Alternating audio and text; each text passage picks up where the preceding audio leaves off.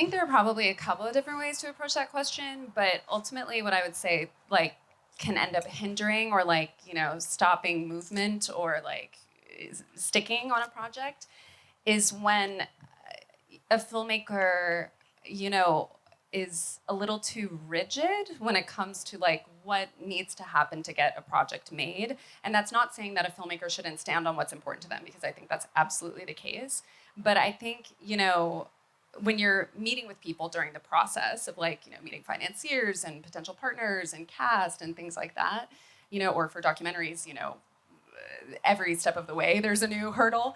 I think you have to identify like what is really important for you to like remain steadfast on, like what is the stuff that is going to be like your anchors in the project, and what are things that can be open to collaboration or input or notes. I think oftentimes like when I see something really stalling out, it could be the market, just in general it's really challenging, especially when it comes to documentary, or it could be that folks are trying to see what something could be and see if there's openness, to kind of tweaking a thing here or there. And then there might be a resistance to that then kind of, can forecast what that collaboration might look like. And that's not necessarily to say that it's like just the filmmaker that's rigid. It could be other people that are approaching it in a, really bullish way or something.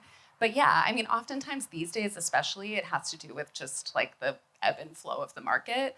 But I think that's why, as filmmakers, writers, it's important to approach everything with like intention and a genuine lens and authenticity, to oneself, so that way you're able to really stand on what it is that's important to you.